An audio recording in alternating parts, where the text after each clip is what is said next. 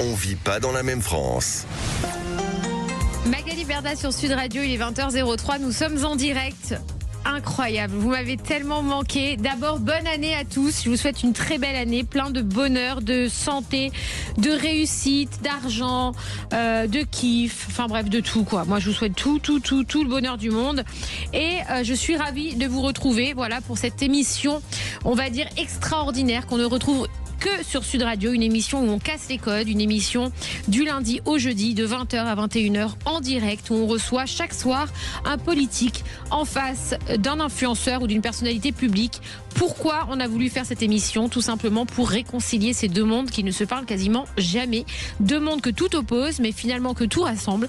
On a les influenceurs qui savent se faire entendre, qui sont suivis, alors qu'on les aime ou qu'on les aime pas, ils arrivent à fédérer des centaines, des milliers, voire des millions de followers. Et les politiques ont un peu plus de mal, on va dire, à se faire entendre. Donc on s'est dit pourquoi pas les faire se rencontrer d'une manière un peu plus simple, un peu plus cool, un peu plus soft que dans les médias traditionnels. Et on arrive à casser les codes comme ça et c'est super sympa et on adore et on a eu des belles surprises dans cette première partie de saison, si je peux dire ça. Et on est de retour avec Mathias qui m'accompagne tous les soirs. Mathias, bonsoir, comment Magali. ça va? T'as passé des bonnes fêtes? Exceptionnel. J'étais T'as fait proche quoi de ma famille. J'étais à Noël, j'étais avec mon grand-père parce qu'il est un peu souffrant. Ok. Donc on s'est dit, on sait jamais si c'est le dernier Noël. Et t'as kiffé? Pas ouf le début de l'émission là du coup. Hein. Mais ouais, j'ai kiffé. Pas ouf là. Non, j'ai kiffé. Et puis réveillon tranquille avec des amis. Et toi, qu'est-ce que t'as fait de beau? Alors, Parce que tu nous envoies une photo à 2h du matin dans ton lit. Exactement, je suis restée dans mon lit. Mais c'est le meilleur réveillon que j'ai passé. T'étais avec ton mari? Oui, voilà, c'est ça, on regardait la télé. Mais moi, je trouve que sortir, alors, on va pas parler de ce qui s'est passé parce que malheureusement, on a une pensée forte pour ces jeunes qui ont perdu la vie lors de ce réveillon. Mais tu vois, justement, je t'ai envoyé un message, moi, pendant le réveillon et j'ai dit, les réveillons aujourd'hui, c'est tellement dangereux, on en devient, moi, j'ai peur. Voilà, j'ai ma fille qui est sortie ce soir-là et je ne me suis pas endormie tant qu'elle n'était pas rentrée. Je sais pas pourquoi, c'est une angoisse parce que les gens, le réveillon, ils sont fous. Voilà, ouais, c'est vrai, hein, ça fait flipper. Voilà, on n'a plus le kiff de s'amuser, de passer une fête. Donc, moi, le réveillon, c'est le soir à rester au chaud, sous la couette, à regarder la télé et tout va très bien. Et le lendemain matin. Et elle est rentrée à quelle heure du coup? Elle est rentrée pas très tard, vers 2h30, je crois, un truc comme ça. Ça tu va vois. alors. Mais jusqu'à 2h30, j'ai pas dormi. Voilà, j'attendais impatiemment que ma fille rentre à la maison. T'as l'air un peu souffrante là, tu parles du nez, non? Je suis un petit peu fatiguée, ouais. J'ai attrapé le froid, ouais. Ça s'entend? Ouais, un petit peu. Il a neigé à Paris aujourd'hui. Hein. Il a neigé, j'ai les pieds congelés parce que j'ai marché avec mes chaussures hautes dans la neige, bien sûr. Tu voyais, c'était marrant, tu vois. Tu me voyais passer en talons sur la neige. Toujours en talons. Rien à voir. Et du coup, la neige est rentrée dans le cuir de mes talons. J'ai envie de mourir de froid. Bon, bref.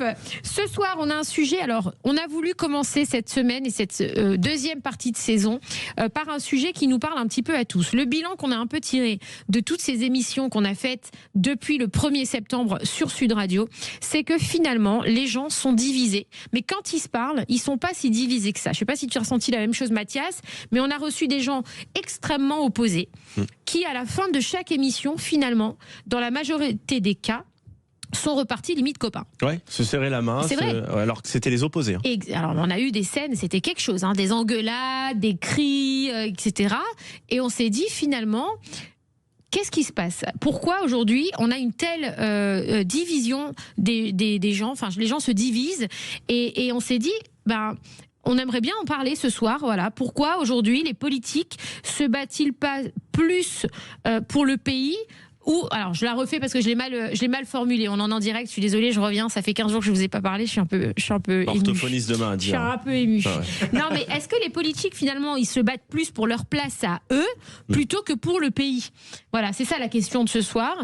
Et on l'a vu, nous, dans les off, dans les coulisses, si je peux appeler ça comme ça, parce que nous, on montre tout sur les réseaux sociaux. Les influenceurs, on n'est pas trop aimés pour ça parce qu'on montre tout. Donc, les backstage. Voilà, on montre les backstage. Et dans les backstage, moi, j'ai vu beaucoup de politiques, finalement, autant de gauche que de droite, que se kiffer. Voilà, bisous, et on parle, et machin. Et c'était top, parce que du coup, on a eu des sujets super intéressants, des vrais dialogues, des vraies discussions, des vrais gens qui apprennent à se comprendre plutôt que de se détester. Et on s'est dit, pourquoi dans la rue, c'est pas comme ça? Et dans nos assemblées, dans l'Assemblée nationale, par exemple, dans l'hémicycle, on voit tout le monde se disputer, ça se hue, ça se crie, et machin. C'est pire qu'une télé-réalité. Qui de mieux pour nous parler de ça que notre influenceur chouchou, TikToker, un des plus grands TikTokers de France, qui s'appelle Zizou, qui est avec nous ce soir. Pourquoi ? Parce que lui, il aime le show, il a l'habitude des clashs, il adore ça, il est ultra méga suivi, il est complètement déconnecté de la politique, c'est quelque chose qui ne t'intéresse pas forcément. Et d'ailleurs, Zizou, il avait été invité à l'Assemblée nationale après l'émission. Exactement. Toi, t'as déjà débattu dans notre émission avec un député et t'as même été invité par le député à l'Assemblée nationale. Mais tout ça pour dire, d'un point de vue extérieur de la jeunesse, un petit peu, parce que toi, tu représentes un peu la jeunesse française quelque part, eh bien, comment vous percevez les choses? Et on va en parler ce soir avec Louis Piquet. Alors, rien à voir avec Zizou. Louis Piquet, il est délégué de l'Union des droites pour la République de Paris. Je suis sûre que si je demande à Zizou, ça veut dire quoi? Je ne sais absolument. Il va dire qu'il est amoureux, il est piqué. Il est piqué tout court. Voilà, il est piqué. Il est piqué. Non, je sais pas ce que c'est. D'accord. Ok. Ah, Louis Piquet, c'est lui. C'est une personne. Non, mais je sais pas c'est quoi son grade, c'est comme ça qu'on appelle ça? Ouais, son grade. statut. Son statut, je sais pas du tout ce que c'est. Il n'y a pas de grade, c'est simplement le représentant du parti UDR, le parti d'Éric Ciotti à Paris, tout simplement. Je sais pas. Il sait pas qui est Éric Ciotti. Désolé, ouais. On va en parler. Mais c'est ce qui est magnifique dans notre émission, c'est que nous, on fait vraiment rencontrer des gens à qui vous ne parlez en général jamais. Voilà. Et Zizou, pour moi, il représente vraiment cette jeunesse-là qui est complètement désintéressée, qui passe beaucoup de temps sur TikTok, qui passe beaucoup de temps à regarder des vidéos plutôt drôles, plutôt légères et plutôt sympathiques, parce qu'il en tourne beaucoup tous les jours. Il divertit les jeunes. Et qui divertit les jeunes. Et du coup, il nous fait l'honneur d'être là quand même ce soir, parce que du coup, il sort de sa zone de confort pour venir apporter autre chose à sa communauté et essayer de leur faire comprendre pourquoi il faudrait s'intéresser à la politique et puis pourquoi il faudrait se rassembler pour essayer de faire évoluer notre beau pays. Alors Louis Piquet, vous êtes délégué de l'Union des droites pour la République de Paris. Je vais faire votre petite intro juste après celle de Zizou, parce que vous avez chacun le droit à une intro. Alors d'abord, on va commencer par Zizou. Donc Zizou, tu as bâti une communauté solide grâce à ton énergie, ton humour et ta sincérité. Tu racontes le quotidien sans filtre, tu assumes tes réussites comme tes doutes et c'est pour ça que les gens te suivent. Tu es capable de te montrer en pleurs sur les réseaux sociaux, comme en fou rire, comme énervé. Tu nous as fait des belles crises. Je pense que tu nous as fait le record des crises de nerfs sur TikTok. Tu inspires, tu divertis et surtout tu crées des liens avec tes abonnés. Tu as plus de 10 millions d'abonnés sur TikTok. Je crois plus de 700 000 sur Insta, c'est ça? Ouais, c'est ça. T'as combien d'abonnés là? C'est 10 millions, 700? C'est énorme. Et T'es sur top. Snapchat? T'es top 5 Sur TikTok. Snapchat, je suis à 920 000. Ah oui. Ouais, donc Bientôt le million. quasiment à 12 millions d'abonnés en tout. Merci d'être de retour avec nous ce soir. Et avant merci tout, à toi. tous mes vœux pour cette bonne année. Qu'est-ce qu'on peut te souhaiter pour cette nouvelle année? Et je pense qu'on peut souhaiter, comme à tout le monde, juste la santé. Ça, c'est beau. C'est le mieux parce que on achète tout sauf la santé. Donc on va souhaiter d'abord la santé, les amitiés, Justement, il y a une dame, elle m'a dit il y a quelques jours, en vrai, le plus important, c'est la santé et rigoler. C'est vrai. Ouais. Surtout en ce moment. Ouais. C'est vrai. C'est Donc pas on faux. va souhaiter ça, la santé, rigoler, la réussite Un peu d'oseille aussi? et quand même de l'oseille. Parce qu'on a un Zizou qui a pas l'air, mais il adore l'oseille. Tout le monde aime l'argent. Ouais. Qu'est-ce que tu as fait pendant tes vacances? Et pendant mes vacances, j'ai pas fait grand. Je suis parti à Zanzibar. Voilà. C'est pas mal Et déjà. j'allais dire, j'ai pas fait. Ouais, j'ai Non, pas fait parce qu'en fait, grand-chose. je me rappelais plus, mais voilà, je suis parti en à vacances. Zanzibar.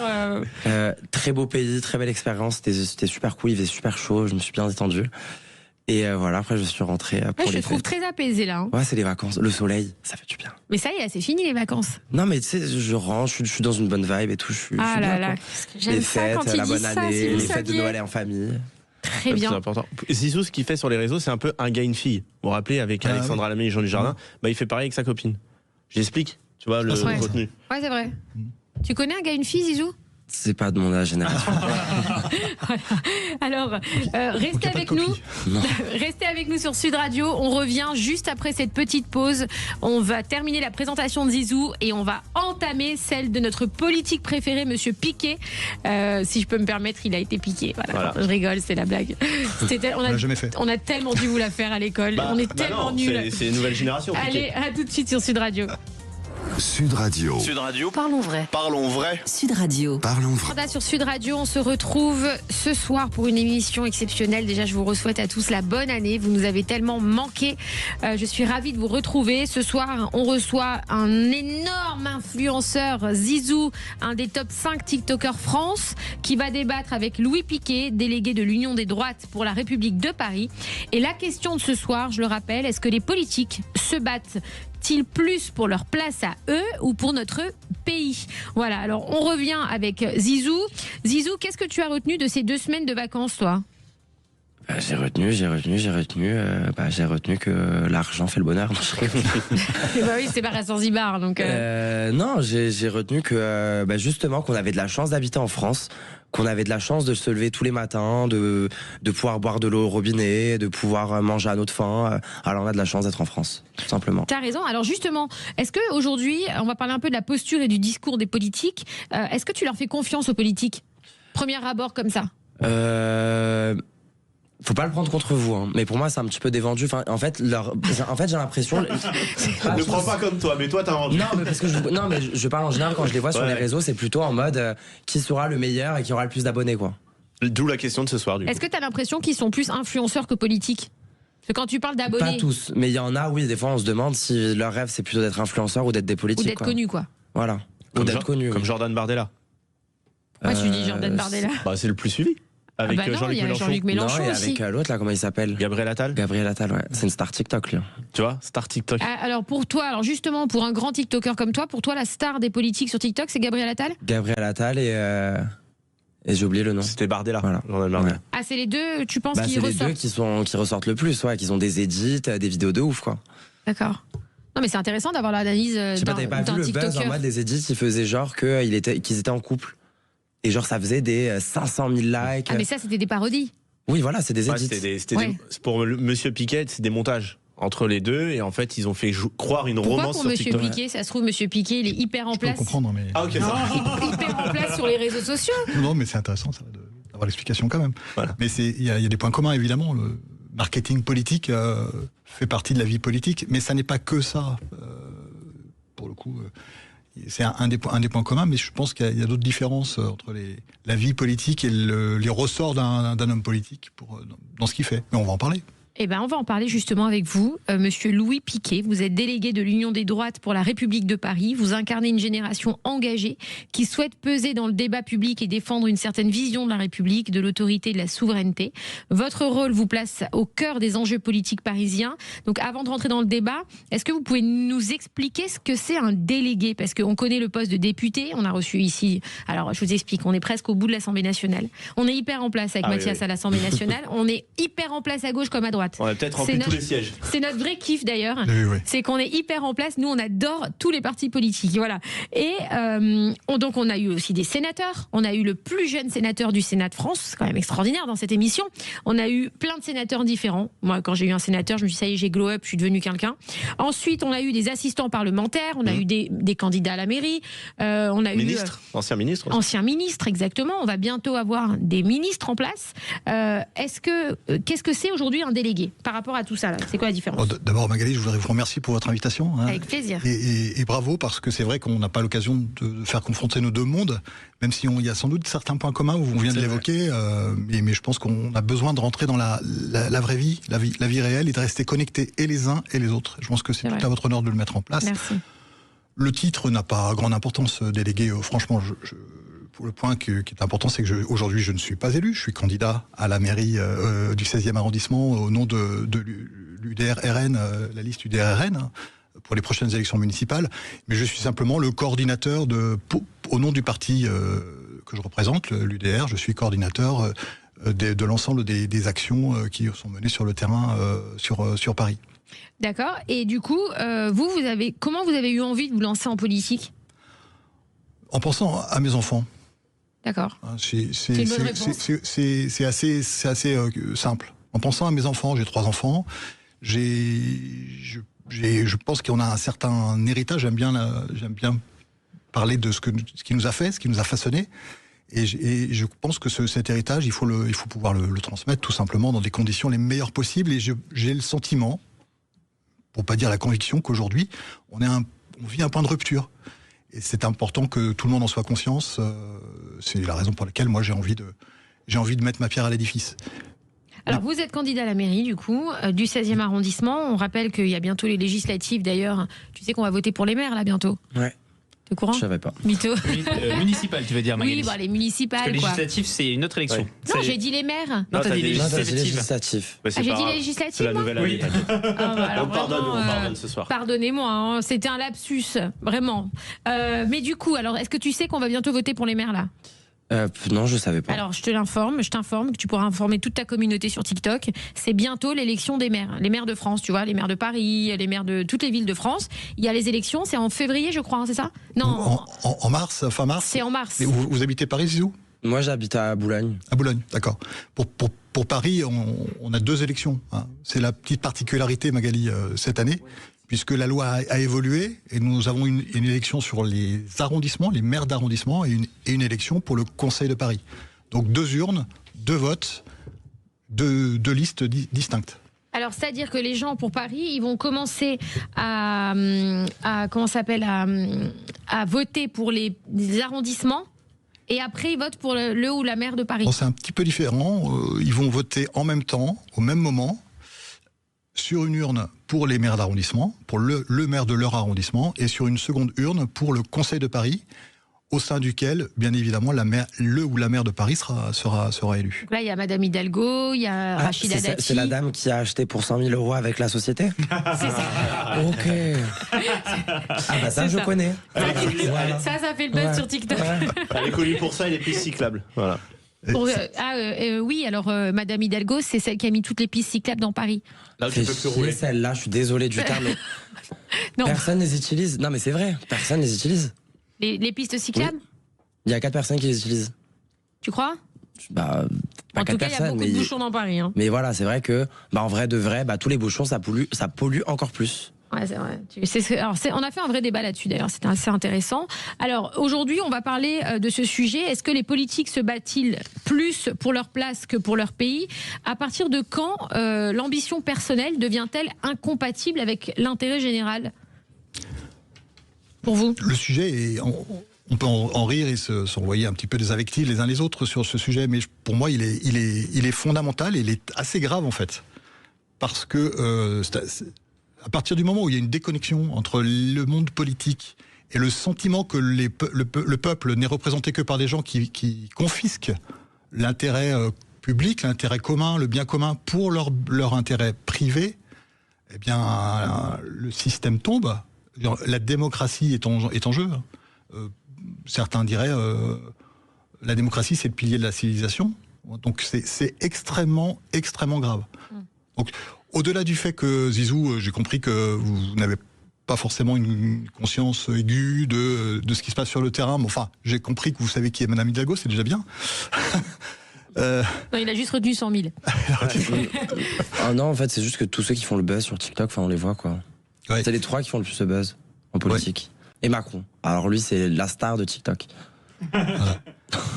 Ça, c'est la partie marketing hein, visible de l'iceberg. Mais c'est vrai que sur le fond, si vous n'avez pas confiance, je dis vous, c'est pas personnel, hein, Zizou, mais si vous n'avez pas confiance aux personnes qui nous représentent, alors on a un système qui est évidemment en danger, parce que c'est la porte ouverte à la défiance. Hein.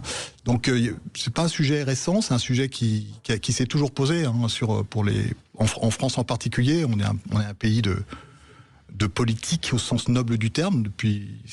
C'est pas nous qui avons inventé la démocratie, mais enfin dans les années dans le XVIIe, XVIIIe siècle, les grands penseurs se sont posé cette question. À partir de quand, comment on peut faire garder la confiance et ce lien de confiance entre un élu, un homme politique et ses électeurs, les personnes qu'il est censé représenter. La réponse, elle est pas si évidente. Jusqu'en 1848, oui à peu près, je crois. On pensait que on le résolvait par le suffrage censitaire. Ne peuvent se présenter que des gens. Je comprends pas trop. Il comprend rien. Là, vous l'avez perdu. Alors, Non, le suffrage, c'est les votes. C'est ça. Non, mais en fait, nous, on est une cible un peu différente de ce que vous avez l'habitude de faire. Non, mais c'est vrai, mais il faut le dire. Je veux dire, nous, on a décidé de faire cette émission justement parce qu'on comprend. Il faut nous parler avec des mots très En simples. deuxième partie, on va vous faire des danses TikTok. D'accord, ce sera Nous, dans on le est sens. plutôt dans les trends, les edits, les machins. Mais alors, la question de ce soir, c'est est-ce que finalement, toute cette division, parce que tu me dis ce que t'en penses, Zizou, mais est-ce que t'as l'impression, toi, que c'est une grande cour de récréation, la politique, où tout le monde se dispute ? Est-ce que tu as l'impression que des fois ils oublient la France ? Tu vois qu'on est un peu au milieu, par exemple. Oui, je pense qu'il y en a, ils sont plus question d'ego, tu vois. Genre du pouvoir, du titre.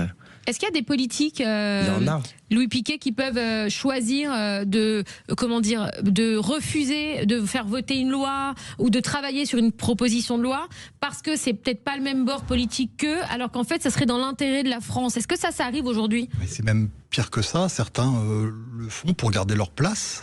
Et là, je pense que le sujet qui est sur la table est un vrai sujet. Enfin, je sais pas si On peut tout dire, on parle de la bordélisation de l'Assemblée nationale, par exemple. Et ce qui s'est passé autour du budget de la sécurité sociale est un excellent exemple. Il a été voté avec une suspension, donc une probable suppression de la réforme des retraites, qui est quand même un énorme sujet, puisque tout le monde sait qu'on a un problème pour financer nos retraites, la vôtre comme la mienne. Et il a été voté par des personnes qui sont censées être des libéraux, de chez les Républicains notamment, qui ont quand même voté cela. Je trouve c'est grave. C'est assez grave. Vous êtes délégué d'un parti politique qui s'appelle l'UDR, c'est l'Union des droites. Alors l'Union des droites, ça veut dire quoi ? Que toutes les droites, elles sont réunies chez vous ? Nous avons fait le choix, et on parlait des places par rapport aux convictions. On a fait le choix, derrière Éric Ciotti, d'accompagner un mouvement d'union autour des idées pour pouvoir arriver à avoir une proposition cohérente de gouvernement. Éric Ciotti était lui membre des LR, vous le savez bien. Il a fait le choix. Il était dans une situation très confortable. Il avait une place qui était confortable, qu'on aurait pu considérer comme étant confortable. Et lui, il a dit non. Je fais le choix d'une alliance avec le Rassemblement national parce que je considère que c'est comme ça que nos idées vont pouvoir arriver au pouvoir. Est-ce que tu arrives, toi, Zizou ? Non, Il est perdu. Ouais, c'est vrai. Est-ce que tu arrives à différencier la droite et la gauche ? Non. Comment on pourrait définir dans des mots très simples, mais vraiment très simples pour des gens... Non, mais parce que Zizou, aujourd'hui, il y en a beaucoup des jeunes comme lui, finalement, qui sont un peu paumés et qui vous écoutent et qui comprennent rien du tout et qui décrochent au bout d'une minute. Parce qu'en fait, on dirait que c'est un langage un petit peu charabia, tu vois. Non, mais pour Zizou, c'est simple. T'es pour ou contre les impôts ? Alors, pour moi, normalement, tu gagnes de l'argent, c'est pour ta gueule, quoi. Bon, il est de droite. plutôt. Oui. Mais maintenant, c'est vrai qu'en France, voilà, on a des avantages, on a beaucoup de choses. Donc oui, ça me dérange pas quand même de payer pour la France, quoi. Ah, il est du centre. En fait, je trouve qu'on en donne trop. Ah, il a En retourné termes à droite. d'impôts ? Voilà, oui, on paye beaucoup trop en France. Mais on a beaucoup d'avantages que dans d'autres pays, il n'y a pas. Tu t'en es rendu compte, ça ? Ouais. Est-ce que la balance, selon vous, elle est favorable ou défavorable ? Est-ce qu'on paye quand même trop Ouais, on paye trop, bien sûr qu'on paye trop. C'est quand même une balance défavorable. Vous êtes vraiment à droite. Plus on gagne et plus on est taxé, donc ça donne pas envie. Je trouve que par exemple, pour un jeune qui a 16 ans et qu'il a des objectifs et qu'il a envie de faire quelque chose de gros, quand on va lui dire oui, tu vas donner ça pour la France, peut-être que ça va le démotiver, tu vois. Toi, t'es beaucoup taxé ? Bah oui, t'es beaucoup taxé, bien sûr. Et si on vous posait la question pour les jeunes qui nous regardent là maintenant et qui sont, comment vous résumez en une phrase simple, allez, en 15 secondes, avec des mots les plus simples possibles, ce que c'est la gauche et droite. Pareil pour ce que c'est la droite. La droite va plutôt se tourner vers des notions de liberté, d'individu, justement. C'était ce que vous disiez, Zizou. Là où la gauche va plutôt aller vers du collectif, évidemment, et de l'approche de l'État, avec un État qui sera plutôt fort. La droite va plutôt aller vers des notions d'individus qui priment sur le collectif. Voilà. Et puis l'autre axe, peut-être, c'est l'ordre par rapport à la communauté. À gauche, on va avoir une notion de communauté au sens large, et là où la droite va rechercher des notions d'ordre et des notions de sécurité qui vont en découler, etc. Voilà ce qu'on peut. Et par exemple, Macron, c'est droite ou gauche ? C'est centre. On ne sait plus où il est, lui. Lui, il est moite-moite. Ok. Il est à l'Élysée, c'est tout. Mais à gauche, c'est assez simple. On a plutôt des gens qui sont très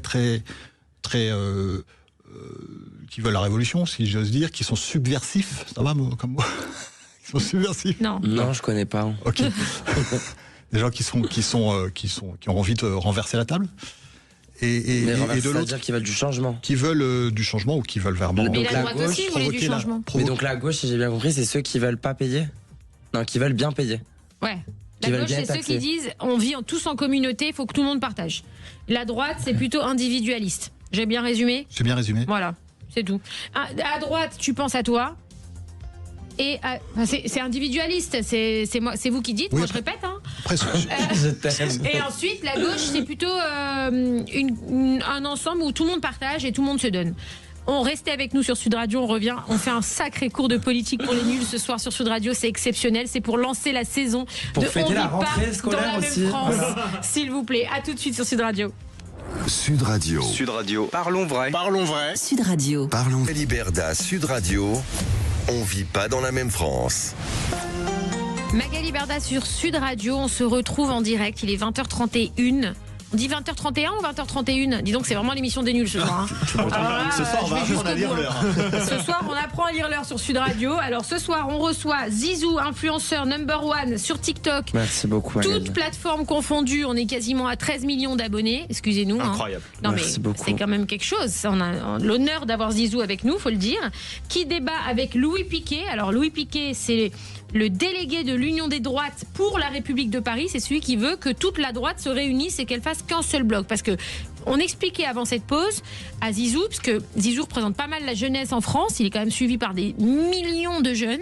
Il sait pas ce que c'est. Il a pas honte de le dire. Et c'est ça qui est super intéressant dans ce que tu dis, parce que tu assumes totalement. Il sait pas ce que c'est en arrivant, la différence entre la droite et la gauche, et je pense qu'il y a plein de jeunes qui s'en foutent complètement et qui ne savent pas faire cette différence, donc on leur a expliqué. Soit t'es antisémite, soit t'es sioniste. De quoi? Soit t'es antisémite ou sioniste. Non, ça marche pas celle-là. Ça c'est nul, Ah, ça merde. c'est aucun rapport. Ça la prochaine un fois peu tu te l'humour noir, la... quoi. Ça, la prochaine fois tu te la gardes. Celle-là, c'était de trop. Celle-là tu peux te la garder. Alors donc Et c'est pour ça qu'on l'aime quand même, Mathias. oui. Mais voilà, il est gênant, Là, tu le vas- pauvre il est tout rouge. Là c'est vraiment c'était J'attendais un rire. non. Non.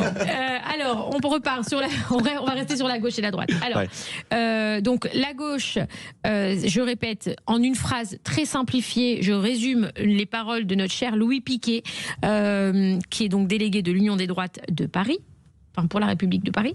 La gauche, c'est ceux qui pensent un peu à tout le monde et on veut tout mélanger pour que tout le monde soit au même niveau, etc. Il n'y a pas plus de riches que de pauvres. En fait, il faudrait que tout le monde soit un petit peu au même niveau, c'est ça. Et la droite, c'est plutôt plus individualiste. C'est plus de la méritocratie, c'est plus de et puis plus de trucs aussi. Vous nous disiez sur la sécurité. voilà, et C'est ça. c'est également plus d'ordre et de sécurité. Là où la gauche va avoir plutôt une tendance à vouloir laisser la liberté aux communautés Voilà. dans l'organisation. Donc on a résumé la gauche et la droite et pour tout ça pour en arriver à une question que je n'ai plus dans ma tête. Je l'avais juste avant. On était sur quoi? Eh oui, on on a- était sur quoi, Mag? Alors Yannick, Alors on était sur quoi? Eh ben, je ne sais pas, moi non plus. C'est super. Elle est extraordinaire cette émission. Alors du coup. Mais c'est ça qui est bien. Tu voulais Hein du show et bah c'est le Ah show. non, mais nous voilà. on est en direct. Hein. De toute façon, on est en direct. C'est la On rentrée, ne c'est la coupe bonne rien. année. Non, mais peut-être pour faire avancer le débat sur les places. Oui.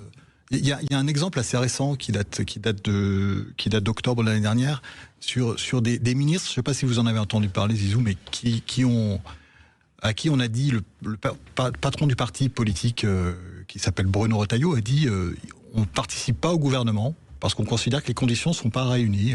Donc les ministres qui étaient présents dans le gouvernement précédent ne seront pas reconduits et on vous demande vous ferez sans nous. Et 6 de ces ministres ont décidé de rester et de maintenir leur position, leur place justement dans le gouvernement de Lecornu actuellement. Ils y sont, dont Madame Genevard, dont Madame Dati, je ne sais pas si on vous parle. Elle a Oui, c'est pas- la dame qui a acheté pour 5 000 euros. Non. Non, c'est sa C'est la concurrente. concurrente. Oui, mais c'est pareil, elle a acheté pour 90. Ouais, elle a acheté pour 400 000. Non, j'ai- Non, elle va prendre la place d'Hidalgo à Paris. Ah bah maintenant, c'est moi qui va prendre la place d'Hidalgo. Ah bon? Ouais. Zizou à la mairie de Paris. Donc elle a gardé sa place au gouvernement, pour reprendre cet exemple. Et là c'est quelque chose qui pour nous choque. Mais pourquoi elle n'a pas été virée vu qu'elles ont estroqué l'État? Estorquer? Alors pas estorquer l'État, mais le parti a dit vous n'y allez pas, et cette personne a décidé quand même de se rendre, de rester au gouvernement. D'accord. Et donc elle a été virée. Elle a été exclue du parti, mais Madame Dati, elle passe son temps à avoir le soutien et à avoir le désamour, l'exclusion des LR. Voilà. C'est une star aussi sur TikTok. Ils font des edits et tout, ouais. Ouais, parce qu'en ce moment, elle se met en scène. Après qu'on aime ou qu'on n'aime pas Rachida Dati, en étant tout à fait honnête, c'est un vrai personnage. C'est un vrai personnage. Elle a quelque chose de fort. On peut pas lui enlever. Oui, c'est... Attention, moi je dis, vous prenez à la gauche, dans la gauche par exemple, Jean-Luc Mélenchon, il a quelque chose de très fort. Qu'on l'aime ou qu'on l'aime pas, il a une présence aujourd'hui qui s'impose. Vous prenez aujourd'hui Marine Le Pen, c'est aussi charismatique. Elle est très, qu'on l'aime ou qu'on l'aime pas, elle est très charismatique. Donc Rachida Dati, pour moi, elle a aussi un truc charismatique comme ça qu'on peut pas lui enlever. Je suis d'accord, elle a ça de manière assez naturelle. Mais alors je vais prendre une référence qui est de ma génération, je suis désolé Zizou, mais pour moi c'est Rachida Dati, c'est un peu Martine, vous savez les albums. Ah moi ça je connais. Ça je connais. Vous connaissez? Ouais. Rachida, le lundi Rachida avec les éboueurs, le mardi Rachida avec à Montmartre, le mercredi avec les toxicos. C'est au-delà de l'effet d'annonce et de l'apparence, la partie marketing dont on parlait tout à l'heure. Qu'est-ce qu'on veut faire pour Paris? Quelles sont les vraies décisions qu'elle est capable de prendre sur la maîtrise du budget? Alors je suis désolé, je ne vais pas parler technique, mais c'est pas une bonne idée pour vous, Rachida Dati, à la mairie de Paris? C'est toujours une meilleure idée que Madame Hidalgo. Ça. Mais comment ça se fait qu'on reproche à cette femme d'aller? Moi, j'ai pas compris un truc. Parce que tu as vu en fait sur TikTok pourquoi elle fait star sur TikTok, c'est parce elle est candidate à la mairie de Paris pour remplacer Madame Hidalgo, 100 000. Et en fait, elle a fait plein de vidéos dans la rue où elle est partie rencontrer les éboueurs, etc. Oui, vu, ouais. Tu as vu ces vidéos. Et en fait, elle a été ultra critiquée. Mais est-ce qu'aujourd'hui, on peut dire qu'il n'y a pas une limite à la critique? Parce que quelque part, moi j'entends un peu tout sur ce plateau et on se dit finalement les politiques, on leur reproche beaucoup de jamais aller sur le terrain, de jamais se mélanger aux gens, de jamais rien faire, de parler beaucoup sur les plateaux, mais de jamais descendre. Est-ce qu'aujourd'hui, pour une fois qu'il y en a une qui descend, qui fait des vidéos, qui montre ce que c'est réellement le terrain, etc., on est aussi critiqué? Est-ce que c'est pas tout le temps des critiques en fait? La politique. Est-ce que le but de la politique, c'est pas de taper sur les autres justement tout le temps? Et c'est ça le problème, j'ai l'impression, de cette division, c'est qu'en fait, au lieu d'essayer de construire tous ensemble et de se dire, ok, je suis allé sur le terrain, il y a eu ça, ça et ça, au lieu d'appeler Rachida Dati, de lui dire, voilà Rachida, qu'est-ce que tu as vu, qu'est-ce qui s'est passé, qu'est-ce que tu penses, qu'est-ce qu'on peut faire, qu'est-ce qu'on peut mettre en place, et ben on dit, pourquoi t'es allé, c'est ridicule, c'est machin, etc. La limite, je suis d'accord avec vous Magali, mais la limite, la frontière, elle est sur le fait de montrer ces images, faire ces images pour sa propre réputation, sa propre irréputation, hein, ou est-ce qu'on les fait pour le bien des Parisiens en déclinant des actions et que l'on réalisera réellement? Nous, ce que l'on dit, c'est que on veut porter, nous on est pour l'Union des droites bien évidemment, mais on veut porter auprès des Parisiens une voix qui va tirer la manche de peut-être Rachida Dati si elle est en bonne position pour être élue, mais pour la tirer véritablement sur sa droite. C'est ça qui est très important. Lui permettre finalement de faire son programme, si je veux être un peu simple. Nous, on veut véritablement que son programme tel qu'elle l'annonce soit appliqué. Ce qui est ennuyeux avec les hommes et les femmes politiques aujourd'hui, ce sont les effets d'annonce. Combien de fois vous avez des annonces d'action politique qui sont mises sur la table, mais qui ne sont pas suivies d'effets? C'est délétère. Est-ce que vous pourriez, vous, en tant que personne de droite, vous associer à une personne de gauche pour un projet? Par exemple, on a vu, alors moi je reprends ce qui nous concerne à nous et ce dont on connaît un petit peu, c'est la loi sur les influenceurs. La commission qui a été lancée par nos deux amis adorés qu'on aime de tout notre cœur. Comment ils s'appellent? Vogetta et Delaporte. Merci. Monsieur Vogetta et Monsieur Delaporte. Il y en a un de gauche et un du centre. Il y en a un du côté de Macron et un du côté de socialisme Mélenchon, presque. Hein, voilà. Du coup, ils ont réussi à se faire copains pour travailler ce projet de loi sur les influenceurs. Or, normalement, il reste très en clan, en fait, tu vois, c'est-à-dire il reste vachement en clan. Donc, est-ce que vous n'avez pas l'impression, est-ce que vous pourriez, pardon, ma question c'est ça, est-ce que vous pourriez, vous, aujourd'hui, vous associer avec une personne de gauche qui n'est pas du tout de votre bord politique et qui n'a pas du tout les mêmes pensées que vous, pour faire avancer la société? Bien évidemment, il y a certains sujets permettent une certaine communauté d'idées. Et c'est vrai à droite comme à gauche. À gauche jusqu'à un certain point, parce que moi je vous avoue que il y a certaines personnes à gauche de l'échiquier que je considère hors du spectre de l'arc républicain, comme on dit dans un langage un petit peu très politique. Hein. Qui ça, par exemple? Les LFistes. Ce sont des gens avec qui je pense qu'il n'y a pas d'éléments communs aujourd'hui. Je ne vois pas. Alors peut-être que le sujet, je le maîtrise pas, bien sûr, sur le projet de loi sur les influenceurs, mais ce serait vraiment une exception. En tout état de cause, si vous voulez, les Français ont besoin d'un cap. Donc au-delà des accords ponctuels que l'on peut obtenir entre partis politiques, bien évidemment, quel est le cap?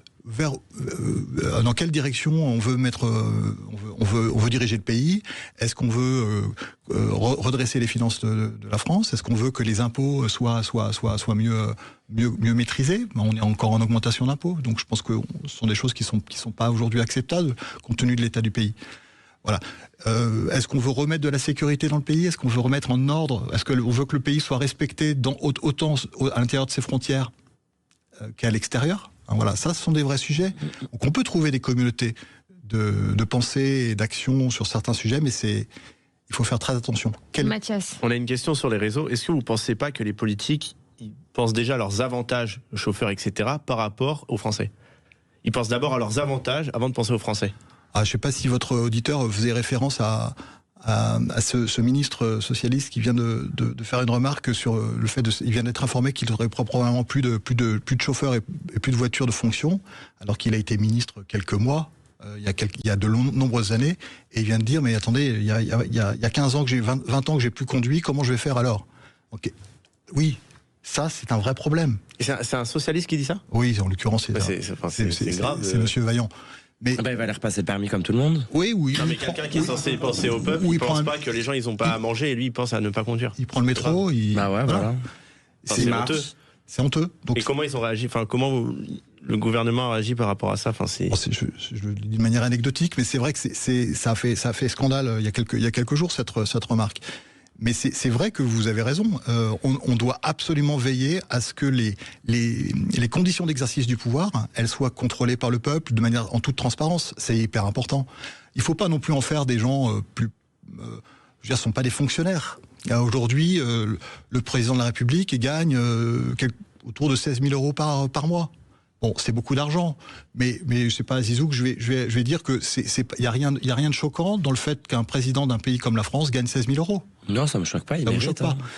Donc le problème n'est pas tellement la prise du pouvoir pour des questions financières. Je pense pas en France. Le problème est ailleurs. Il est dans la déconnexion entre l'annonce d'une action ou d'une capacité d'avoir un cap et le fait de pouvoir le tenir sur la durée pour que les gens y croient. C'est plein de promesses, comme Macron qui disait qu'il n'y aurait plus de SDF en France en 2025 et il y en a moitié plus encore. Oui, c'est vrai. C'est vrai que... En fait, c'est toutes ces promesses-là. Ce qui se dit sur les réseaux, c'est toutes les promesses de politiques. En fait, ils promettent pour garder leur place et une fois qu'ils sont en place, il n'y a plus rien. Est-ce que les partis politiques protègent-ils pas davantage leur figure que leurs idées ? Par exemple, aujourd'hui, on a un Jordan Bardella qui a explosé médiatiquement, qui est devenu une star. C'est vrai, hein, encore une fois, qu'on l'aime ou qu'on l'aime pas, il a pris une place dans le monde politique français, dans le paysage politique français, qu'on ne peut pas nier. Est-ce que si demain, il venait à faire une connerie, par exemple, une question bête que je vous pose, mais on se la pose un peu tous, si demain, il vient faire une connerie, est-ce que vous pensez qu'il serait destitué ou qu'ils vont plutôt couvrir un petit peu ce qu'il a fait parce que justement, il a cette capacité à être fort et on ne veut pas se passer d'une personnalité comme lui?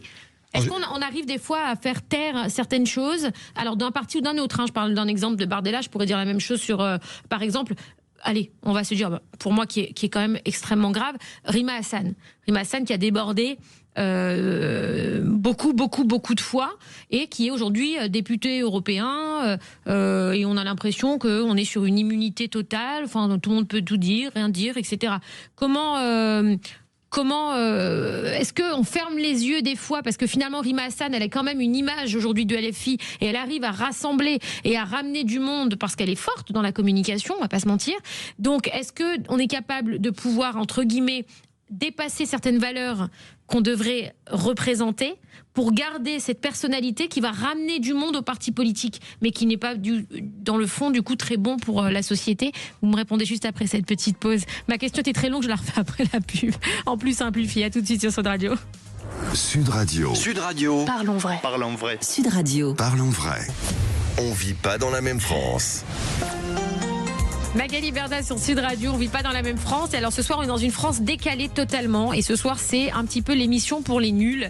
On adore, on fait plein d'explications. C'est hyper important. Et je trouve que c'est un peu le sens de notre émission, c'est de réconcilier les gens qui ne s'intéressent plus à la politique, à plus la comprendre, à plus l'aimer et à y revenir pour faire évoluer notre beau pays. Ce soir, on reçoit Zizou, notre influenceur star TikToker dans les 5 plus grands TikTokers de France.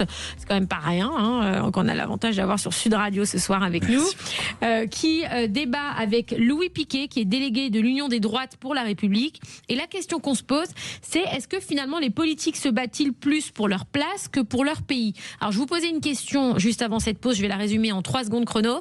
Je prends l'exemple par exemple mais il y a plein d'exemples. Hein. Rima Hassan par exemple, qui a fait des gros débordements, etc., qui a fait des choses qui sont relativement choquantes, qui a dit des choses extrêmement choquantes. Est-ce que aujourd'hui, comme elle arrive quand même à fédérer les gens, elle arrive à fédérer les gens au LFI, elle a ramené du monde pour moi à LFI parce que c'est une personnalité forte et elle arrive à les ramener. Est-ce qu'on est capable de fermer les yeux sur certains débordements graves pour pouvoir garder cette figure qui va être la vitrine quelque part du parti, qui va ramener des gens, vous voyez ce que je veux dire, mais qui dans le fond, les prises de parole sont dangereuses. Mais c'est vrai cette personne elle-même est dangereuse. Elle est dangereuse pour le pays, mais elle représente aujourd'hui, elle fait du marketing politique, on le disait tout à l'heure. Donc elle représente des voix sur les réseaux sociaux, pour faire simple. Est-ce que ça sera transformé dans les urnes? C'est un autre sujet. Mais notez que ce parti s'est allié avec des socialistes, avec des communistes, avec des écologistes pour faire une union des députés à l'Assemblée nationale. C'est un point qu'il faut garder en tête. Oui, mais ils se sont séparés après. Ils se sont séparés, mais on verra aux prochaines élections. On verra ce que ça va donner également à Paris. Ça sera intéressant de voir la position des uns et des autres. Vous verrez qu'ils se rassembleront au second tour, puisqu'il y a 2 tours, pour pouvoir essayer de remporter l'élection. On parlait de Rachida Dati tout à l'heure. C'est un peu la même chose. C'est vrai que Zizou disait c'était un peu une star des réseaux, mais elle est ministre, Zizou. Elle est ministre de la culture. Est-ce qu'on n'attendrait pas plutôt de cette femme qu'elle exerce à plein temps son ministère pour nous, pour l'ensemble des Français? C'est là où c'est un peu choquant. Mais après, est-ce que la culture aujourd'hui, est-ce que vous ne trouvez pas que justement c'est important qu'il y ait des... Tu vas nous dire ce que tu en penses. La culture en 2026, c'est les réseaux sociaux. Voilà, c'est exactement ça que j'allais dire. Oui, alors... Mais d'un côté, vous avez raison dans le sens où c'est vrai que, en gros, ce qui veut dire, c'est que oui, elle doit, en fait, au lieu de passer son temps à s'amuser, à bosser. Mais c'est vrai que, au lieu, par exemple, les jeunes, avant, à votre génération ou la tienne, c'était la télé. La mienne, tu te calmes. Tu vas te calmer. En noir et blanc. Non, mais on va pas se mentir, je suis un petit peu le plus jeune d'ici, mais bon, bref. T'as quel âge, Zizou, déjà? J'ai 24 ans, je suis vieux. Ouais. Bah, t'as Magali, elle a le double. Tu te calmes, toi aussi? J'ai 44 ans. 50. J'ai 44. Bah voilà, c'est pas le double. Ouais, c'est vrai. Voilà, je sais pas compter. Non, mais c'est les impôts, ça, c'est pour ça. Voilà, il m'en a fait perdre mes mots. Non, tu disais que c'était important aussi pour un politique d'être sur les réseaux sociaux aujourd'hui, parce que c'est la nouvelle génération. Donc maintenant, la nouvelle génération, on regarde plus la télé, on regarde que les réseaux sociaux. Donc pour s'informer, c'est les réseaux sociaux. Donc c'est un petit peu mitigé. Oui, parce que d'un côté, il a raison, mais d'un côté, t'as raison, tu vois. Les politiques ne peuvent pas se passer des réseaux. Aujourd'hui, non. C'est bien sûr, c'est bien évident, mais voilà, il y a une partie de la population qui n'est pas du tout sur les réseaux. Alors, je sais que c'est pas le cas de la majeure partie de nos auditeurs, mais il faut avoir une vision, essayer d'être un peu globale et d'embrasser l'ensemble tout simplement des Français. Hein, pour vous, Rachida, c'est la ministre de la Culture du vide. Aujourd'hui, je sais pas où elle est. Ah bah ça serait bien ma meilleure amie, alors pardon, je ne sais pas où elle se situe. On m'a dit plusieurs fois que c'était moi la ministre de la Culture du vide, donc je m'identifie plutôt pas mal, écoutez, ça me va bien. Mais non, mais après, je trouve que c'est quand même important aujourd'hui que les personnalités politiques s'investissent sur les réseaux sociaux, parce que ce qu'on reproche aujourd'hui aux politiques, et ce que tu peux nous confirmer, Zizou, c'est justement d'être en décalage avec cette jeunesse, et qu'elle n'arrive plus à se faire entendre et se faire comprendre par tous ces gens, tous ces jeunes qui sont déconnectés parce qu'ils y comprennent plus rien. Finalement, quand on a des personnalités des politiques qui vont sur les réseaux sociaux et qui font ce travail de communication qu'on retrouve autant, et moi je trouve qu'il y a un travail extraordinaire sur les réseaux sociaux, que ce soit du LFI ou que ce soit du RN. Je trouve qu'ils font le même boulot, c'est-à-dire qu'ils sont à fond sur les réseaux sociaux. On s'y met aussi un petit peu maintenant au centre, comme tu le disais, Zizou, avec, tu vois que tu t'y connais en politique, avec Gabriel Attal et Emmanuel Macron. Hein. Oui, mais en faisant attention tout de même de pas passer en mode contrôle de ces fameux réseaux sociaux. Hein. Vous avez vu qu'il y a un projet porté par Emmanuel Macron de contrôle des réseaux. Alors sous couvert de protéger les enfants, le fact-checking, etc. Voilà. Qu'est-ce qui est pas normal ? C'est pas normal de dire oui, je vais contrôler quand est-ce que tu as le droit d'aller sur les réseaux sociaux. Mais il parle pour les moins de 15 ans, je crois. Oui, mais enfin, Oui, mais les moins de 15 ans, c'est parce qu'aujourd'hui, il y a un danger sur les réseaux sociaux qui est quand même présent. On peut pas se l'enlever. Enfin, je veux dire, c'est extrêmement dangereux. Donc, est-ce qu'aujourd'hui, un gamin de 15 ans, sa place... mieux modérer. Oui. Alors, ça, mieux modérer, c'est à eux oui. de demander aux plateformes de mieux modérer. Mais tu peux pas interdire à quelqu'un de pas regarder son téléphone. Justement, alors plus tu vas interdire à un gamin quelque chose, et plus ça aura encore plus envie. Donc moi, je me mets à la place du gamin, je me dis, j'ai 14 ans, j'ai pas accès à mon téléphone, bah excuse-moi, je vais aller prendre le téléphone de mon père, ma mère, enfin de quelqu'un pour pouvoir y accéder. Tu te débrouilleras toujours pour y aller. Bah, un enfant, plus tu vas lui interdire, en tout cas, plus il va avoir envie. Et ça, c'est sûr, à 90%, enfin tous les gars, ils sont pareils. Hein. Je serais un peu plus mesuré. Les enfants sont aussi fragiles parce qu'ils n'ont pas forcément les capacités complètes de comprendre l'environnement et l'information qui leur est donnée. Donc, ils ont sans doute besoin de protection. Moi, je me positionnais plutôt sur tout ce qui est recherche de fact-checking et de contrôle de l'information par des organes qui sont censés être des organes neutres et qui, en fait, par définition, ne seront jamais neutres. Donc, c'est toute cette tendance-là de contrôle de l'information qui me dérange beaucoup. Et puis, je voudrais juste rajouter sur le point, vous avez parlé, Magali, de M. Bardella. Oui, il est présent sur les réseaux, mais il n'a pas pris la grosse tête, M. Bardella. Vous savez qu'au RN, pour la course à la présidentielle, il y a 2 candidats potentiels, Marine Le Pen et éventuellement M. Bardella. Vous n'avez pas entendu que M. Bardella voulait être calife à la place du calife. Il y a une hiérarchie qui est très très claire au sein du Rassemblement national. J'ai pas compris. Donc, en gros, il ne veut pas prendre la place de la patronne actuellement du Rassemblement national. Il reste à sa place malgré qu'il soit une star sur les réseaux, qu'ils vont pas comme il veut pas être à ma place. Non, tu es trop forte pour ça et on est chacun dans nos rôles. T'es un peu Jordan et Marine là, tu vois. Je suis pas trop. Ça se voit, il est un peu jaloux au fond. Non, jamais. Et comment tu peux savoir, t'es à sa place? De qui? Bah de lui. Ah non, moi je suis ni RN ni LFI. De toute façon, j'ai pas donné mon avis. Moi, je fais que des vannes. Voilà. Lui, il a que pour rigoler. Voilà. Non, mais genre, en gros. Ça se voit qu'il est un petit peu jaloux dans le fond, il aimerait bien avoir la place du patron. Tu penses? Tu parles de Jordan? De toute façon, il aura, hein. Vu qu'elle peut pas se présenter, il est bien parti pour être candidat. Pour l'instant, à date. On n'en sait rien tant que Vous pensez qu'il va gagner? L'appel n'est pas passé. Hein, Oui, mais à date, pour l'instant, ça c'est le candidat potentiel pour le Rassemblement national. Ouais. En gros, pour expliquer à Zizou, Marine Le Pen, elle est candidate pour l'élection présidentielle, sauf que là, elle est un peu suspendue. Mais elle devait pas aller en prison? Alors, elle a été condamnée, mais elle a fait appel. Elle a fait appel. Elle a fait appel. Si l'appel passe, elle peut être candidate. Si l'appel ne passe pas, ce sera Jordan Bardella le candidat. Et là, du coup, elle est déjà en prison? Non. C'est une inéligibilité. Elle peut pas sa se condamnation, présenter. c'est une inéligibilité qui fait qu'elle est empêchée d'aller Sauf que, petit détail, il y a une inéligibilité avec exécution immédiate, provisoire, comme Nicolas Sarkozy quand il est parti en prison. C'est là où l'appel, justement, ne respecte pas toute son appellation, parce que l'appel, normalement, c'est suspensif, et là, ce n'est pas suspensif dans son cas à elle. Voilà, ce qui est le problème. T'avais vu Sarkozy qui est parti en prison? Ouais. Il avait besoin d'écrire un livre. Il est vite sorti. Il a de la chance. Juste pour écrire un livre. Est-ce que vous ne pensez pas aujourd'hui qu'on peut réconcilier un engagement sincère et une ambition politique sans tomber dans le carriérisme? Est-ce qu'aujourd'hui, pour être un bon politique, il faut être carriériste? Tu sais ce que c'est carriériste? C'est un peu ce que tu fais. Carriériste, c'est un peu toi. Ça veut dire que t'as ce besoin d'être toujours... la grosse ambition. C'est avoir des ambitions. Toi, je te connais personnellement. Tu veux être des tout objectifs. le temps... T'as des objectifs. Oui, mais toi aussi, t'es pareil. Ah, moi, je suis carriériste à fond. Moi, je le dis, mais moi, je l'assume il faut complètement. des objectifs dans la vie. Toi, dans ton milieu à toi, dans ton microcosme à toi de TikTok, tu es carriériste. C'est-à-dire que t'as envie d'être tout le temps sur le devant, t'as envie d'être tout le temps number one, et tu te creuses un peu la tête pour être number one. Est-ce qu'aujourd'hui, cette volonté d'être number one en politique, est-ce que est-ce que c'est compatible finalement un carriériste et un politique? Parce qu'un politique, il doit être là pour penser aux gens, à la société. Mais finalement, on a l'impression que les politiques sont très, très carriéristes. Oui, vous savez, les idées politiques ne sont pas forcément toujours populaires. Hein, je prends un exemple sur qui est peut-être sujet à polémique ici, mais sur la loi sur la fin de vie et sur l'euthanasie. Mon parti et moi-même, on a une position qui est très claire contre ce projet de loi dans l'état actuel des choses.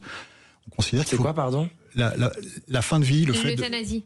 Tu sais, c'est pour donner droit aux gens qui veulent partir, qui sont dans un état très grave, irrémédiable, qui vont mourir, de partir plus tôt. Et vous êtes contre ? Oui, je suis plutôt opposé à cette mesure-là. Je ne vais pas vous expliquer, il faudrait prendre une autre émission. Mais, on l'a fait l'émission. Mais c'est intéressant d'en parler. C'est intéressant, c'est pas un sujet du tout à prendre à la légère.